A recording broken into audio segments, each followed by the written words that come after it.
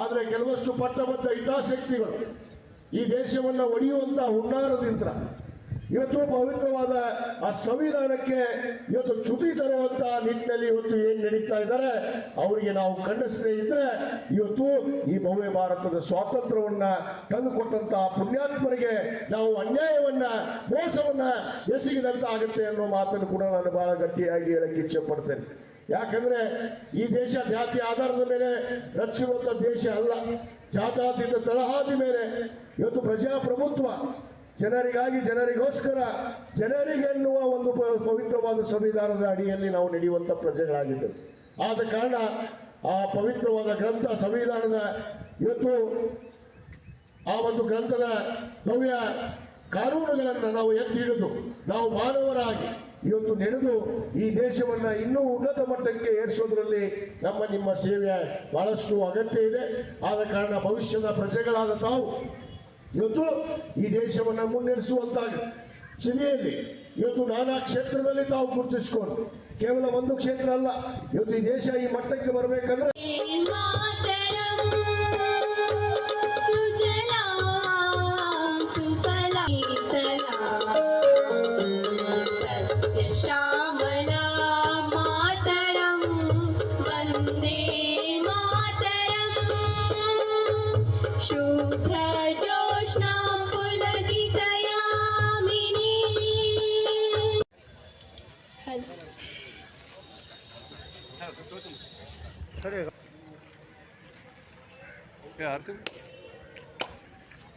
ಇದೀಗ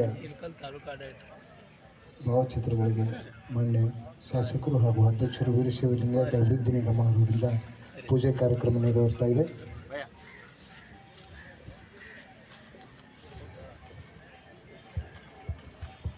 ತಂಡದ ಮೊದಲು ಆರಕ್ಷಕ ತಂಡ ಗೊಲ್ಲರ್ ಸರ್ ರಕ್ಷಕ ಇಲ್ಲ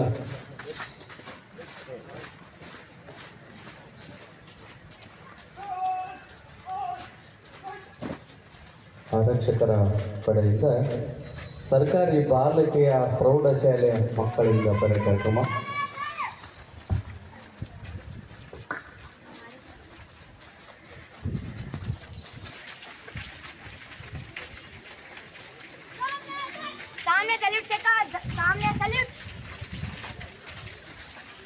ಇವತ್ತು ನಾವು 79 ವರ್ಷಗಳಾಗಿ ಭವ್ಯ ಭಾರತದ ಸ್ವಾತಂತ್ರ್ಯವನ್ನ ಏನು ನಮ್ಮ ಪೂರ್ವಜರು ದಿಗ್ಗಜರು ಮಹಾತ್ಮರು ಮಹಾತ್ಮ ಗಾಂಧಿ ರಾಷ್ಟ್ರಪಿತಾಮಹ ಮಹಾತ್ಮ ಗಾಂಧೀಜಿಯವರ ಆದಿಯಾಗಿ ಪಂಡಿತ್ ಜವಾಹರ್ಲಾಲ್ ನೆಹರು ಅವರು ಹಾಗೂ ಸರ್ದಾರ್ ವಲ್ಲಭಭಾಯ್ ಪಟೇಲ್ ಮತ್ತು ಮೌಲಾನಾ ಆಜಾದ್ ಅವರು ಅನೇಕ ದಿಗ್ಗಜರು ಈ ದೇಶದ ಸ್ವಾತಂತ್ರ್ಯಕ್ಕಾಗಿ ಸುಮಾರು 200 ವರ್ಷಗಳ ಕಾಲ ನಿರಂತರವಾಗಿ ಸಂಘರ್ಷವನ್ನು ಹೋರಾಟವನ್ನು ಅನೇಕ ಸತ್ಯಾಗ್ರಹ ಮಾಡೋದ್ರ ಮುಖಾಂತರ ಅನೇಕ ಈ ಭಾರತ ದೇಶದ ಪ್ರಜೆಗಳು ಅದರಲ್ಲಿ ವಿಶೇಷವಾಗಿ ಎಲ್ಲ ಧರ್ಮದ ಪ್ರಜೆಗಳನ್ನು ಹೊಂದಿರುವಂಥ ಈ ದೇಶ ಅಂದು ಹುತಾತ್ಮರಾಗಿ ಈ ಸ್ವಾತಂತ್ರ್ಯಕ್ಕಾಗಿ ತ್ಯಾಗ ಮತ್ತು ಬಲಿದಾನದಿಂದ ನಮಗೆ ಸ್ವಾತಂತ್ರ್ಯವನ್ನು ತಂದುಕೊಟ್ಟರು. ಇವತ್ತು 79ನೇ ಈ ಒಂದು ಸ್ವಾತಂತ್ರ್ಯೋತ್ಸವವನ್ನು ಬಹಳ ಗೌರವವಾಗಿ ಹೆಮ್ಮೆಯಿಂದ ಇವತ್ತು ನಾವೆಲ್ಲರೂ ಭಾರತೀಯ ಪ್ರಜೆಗಳಾಗಿ ಇವತ್ತು ಸಂಭ್ರಮವನ್ನು ಆಚರಣೆಯನ್ನು ನಾವು ಮಾಡ್ತಾ ಇದ್ದೀವಿ. ಇದು ಎಲ್ಲರ ಆದ್ಯ ಕರ್ತವ್ಯ.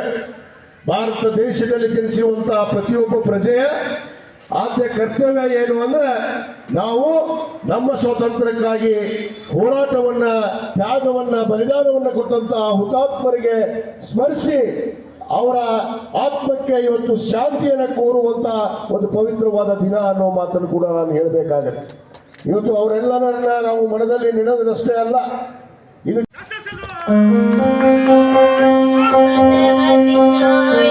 जय हे भारत भाग्य विधाता पंजाब